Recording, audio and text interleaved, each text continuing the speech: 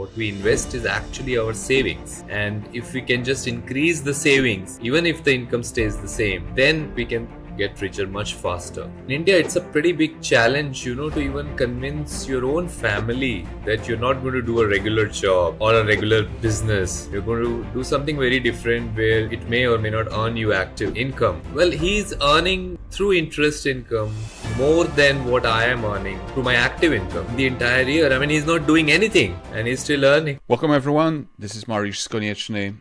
I am chatting with Manoj Arora.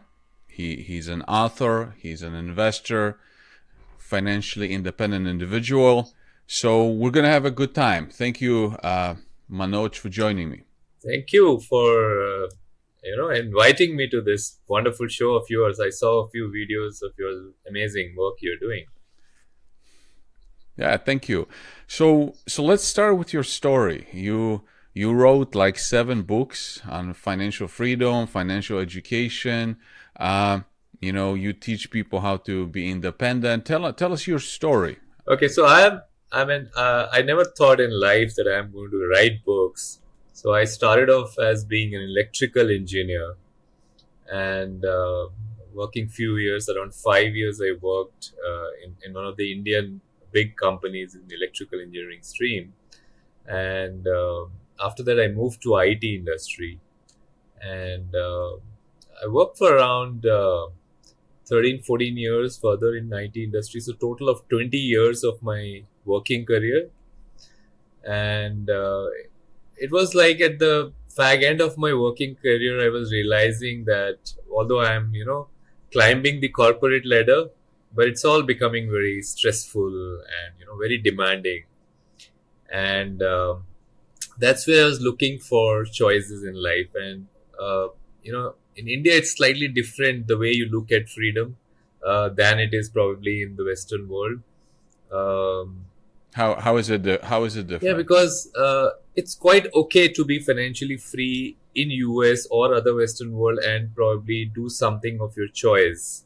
It's quite socially acceptable. In India, it's a pretty big challenge, to even convince your own family that you're not going to do a regular job, okay, or a regular business. You're going to do something very different where it may or may not earn you active income, and that's a very tough part considering that socially we are a very strongly bonded, set of people as a family. So even after my family knew that I am working on my freedom and at some point I'm going to, give up my job, but still when it actually was about to happen, it was a pretty big issue in the family itself that why should we leave from your parents? From my parents, from my spouse, that why should you leave a very well-paying job, a very reputed job, and do something which I liked. I liked tree plantation, planting trees and, working on that area. But of course, that's not going to give me any active source of income. So, and I had 2 small children that time. So I have 2 girls. And so they were still in school, in 6th and 8th standard, and it was pretty difficult to convince that I will be able to manage my own finances without an active source of income, with kids still so small and needing so much of education in future. So that was a pretty big challenge itself. So first 6 months of my financially free life was pretty challenging, I would say. It's only after that the society around me, not only my family, but the relatives around us, they started accepting that, yes, it's okay. It's possible for him to continue living the way he was earlier without an active job. So that was a very challenging phase, I would say. Okay. And how did you achieve that ability to have passive income? So, it all got triggered off when I looked at one of the account statements of my elder brother. And he's quite elder to me, around 15 years elder to me. And so that was the time when I had actually just started my job in India. And I was earning a very small amount. that time. And when I looked at the account statement of my brother, I saw a significant, interest component being credited to his account based on his investments. Uh, and that is what made me think the power of compounding. That's what made me realize that, well, he's earning through interest income more than what I am earning through my active income in the entire year. I mean, he's not doing anything and he's still earning. But that was your brother, you Yeah, my said? elder brother. Yeah. Well, but hold on, I'm confused. Your family gave you a hard time with having passive income, but then your brother was doing the same thing. So were they giving him a hard time too, or was he having a passive income and having a Yes, active exactly. So income? he didn't leave his job till the age of 60, till he actually retired, from his job. So he's now retired and he was continuing with his active source of income while he was doing his own investments. So in India, one of the safest modes of investments, they give you significant interest rates, unlike US, where you get probably 1 or 2% interest from the banks. Not even that, probably. I don't know right now what's the state. But in India, you easily get around 7 to 8% interest rate on, fixed deposits or term deposits, as you call it. So he was, while he was earning and saving and investing in these basic things, and he was earning more than what I was actually earning working full time in a job. And that triggered something in me, that there is something which I haven't understood about money, that there is some power in compounding, which I understand the formula, I understand everything, I have heard about it, but there is a power which I am not able to realize. So that triggered that thought process that I got to be financially free at some stage. But then it further got strengthened when there was a corporate stress in the work that I was doing. I was not enjoying my work. So, this all came together, which triggered everything to, finally take a move towards being financially free. Okay, and then so your passive source of income just came from you saving money and putting it in the bank and then this earning interest. Am I That's right? how I started, because that's all I knew. I'm not a financial background person, so I didn't know much about where to invest. But I started with those bank deposits, as you say. But later on, I started learning more about different kinds of asset classes.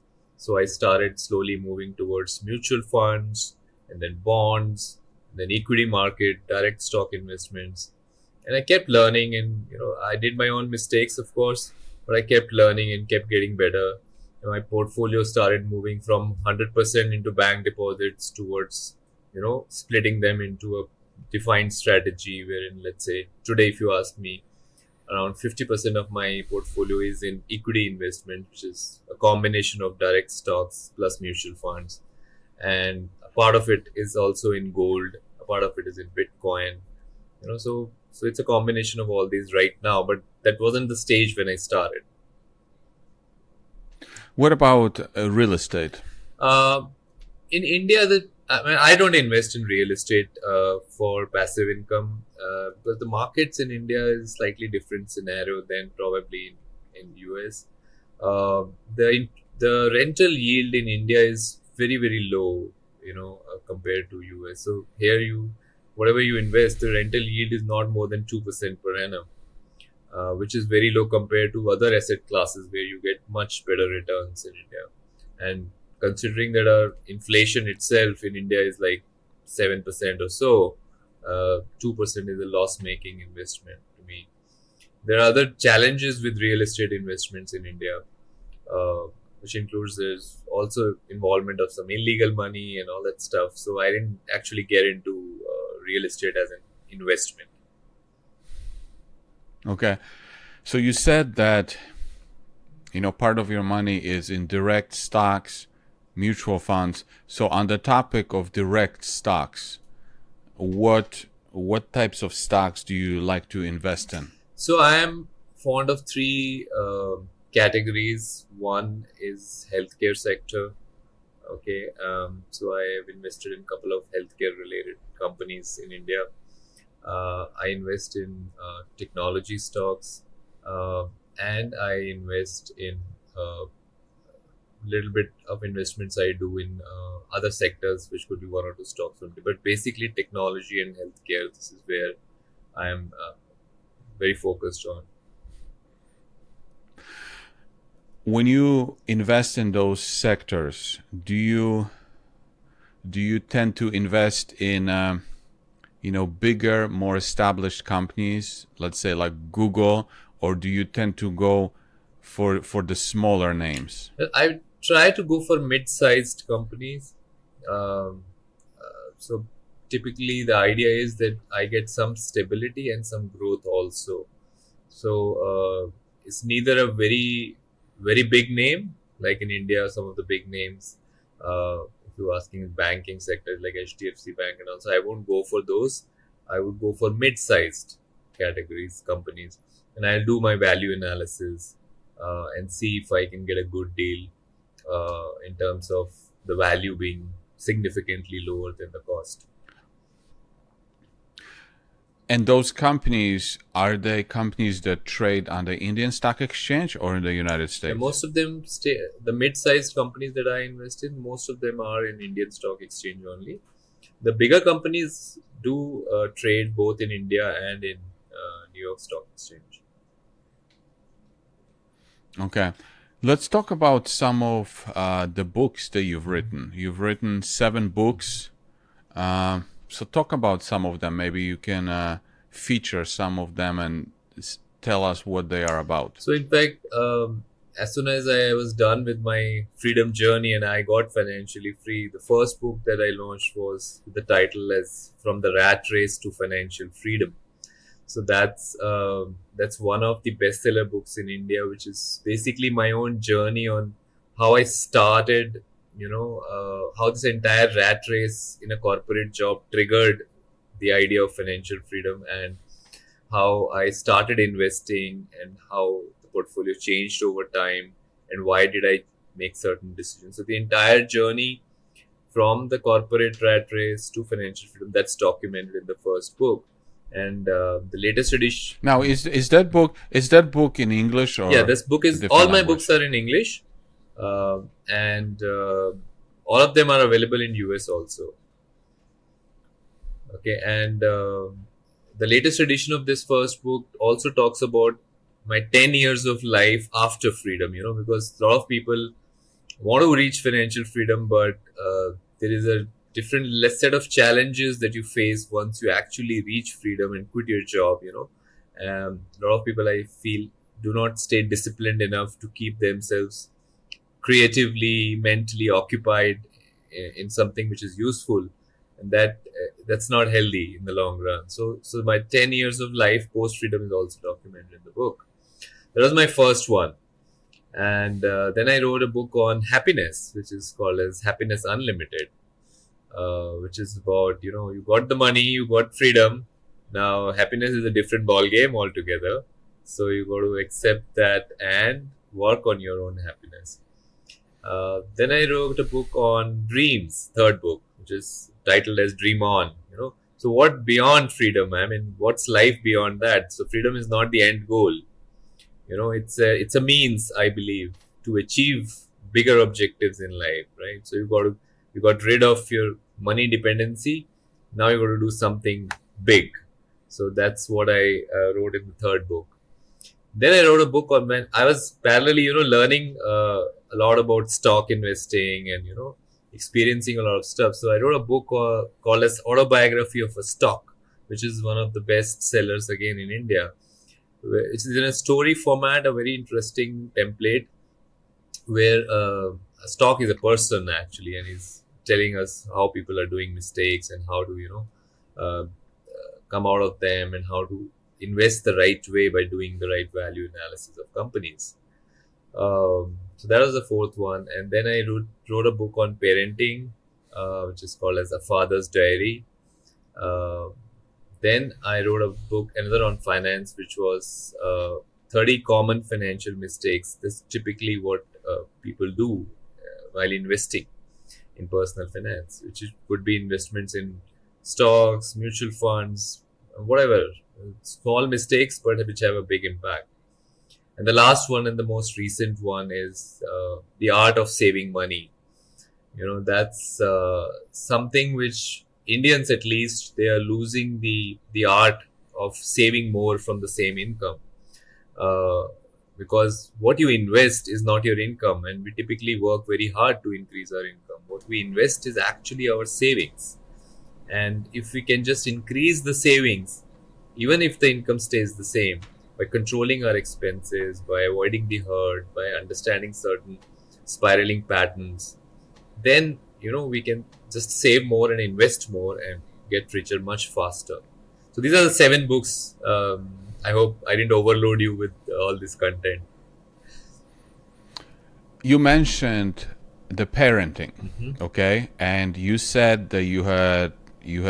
Did you Two say two daughters, daughters or correct? two Two kids? kids, two daughters. Two Yeah. daughters. So, okay, so considering the kind of pressure that you got from your family wanting to be financially independent, what do you tell your daughters? And how old are they, by the way? Right now, both of them are doing their masters, so they're in college. Oh, so they're Yeah, adults. They're absolutely. Now, adults. yes. Yeah. Okay. So what do you teach, or what were you teaching your daughters about, the financial freedom, money? Uh, I, I'm just curious. Yeah, I mean, there's no specific teaching in terms of financial freedom because I didn't want to push any idea on them. Obviously, they were observing what was happening while I was pursuing my freedom journey. So I always told them that, I mean, they can pursue the career of their choice. They can pursue whether they want to be financially free or not. It's up to them. Uh, because if they're enjoying their jobs or whatever work they're doing, there's absolutely no need that everybody has to get financially free. So that choice, that freedom we have kept with them, they have seen my journey. So at any point of time in life, if they ever realize that yes, this is what they need, then obviously I'm available. But obviously there was no specific teaching as to you got to do this because this is good. Nothing like that. They have their choices open. But do you see them wanting to pursue anything that Well, you've I done? think they're still too young for that. But what I see, because of what they have seen in my journey, is they tend to save a lot. I'm not saying they have started investing, but at least they have learned the first basic thing, which is to save from whatever they get. Whatever pocket money they get, whatever part-time income they get. So they tend to save a lot of money out of that. So their saving ratio is pretty high, which is what I see as an impact of probably what they've seen in my journey. Whether they'll pursue it towards being a great investors or being towards moving towards financial freedom, that I don't know right now. But I'm happy that at least they've understood the importance of money and understood the importance of saving. Okay. Now, considering that you're Indian and you're into investing, you mentioned value investing. Have you ever been influenced by Monish Pabrai? Not much actually. I am more influenced by Warren Buffett, if you ask me, and Charles Munger. Well, but they're like Monish Pabrai is like a copy. He Huh. he he he likes to walk around and say that he's a copy of Warren So I Buffett. don't copy the copies. So I copy the original. Uh, so I have read and heard a lot about. I mean, I've read. Heard some of his audiobooks and understood a lot about his Warren Buffett's investing philosophy and how Charles Munger philosophy helped Warren Buffett as well. So I've read a lot about them, and I try to. I mean, I can't be as good, of course, but I try to be close to whatever they are. Okay, well, that was great. My final question is: do you have any final thoughts to my listeners, and where they can find you on social media? They can find me on Twitter. I'm not active much on other social media. Twitter is where I'm most active. I'll share you my handle. You can put in whatever video you want to share. And I have a WhatsApp community which I run, so that's the second option which your readers may have. Okay, and do you have any final thoughts? Final thoughts. I would say I'm more influenced by my last book, so my final thought would go in line with that, which is that in income is not your fuel to investments and wealth. It's a saving. So take a lot of care about what you spend and where you spend, and if you can save more, that can give you a risk-free investment. It's kind of a risk-free investment. So learn to save more, learn how to get away from the herd, and focus on your own goals. That's what I can say.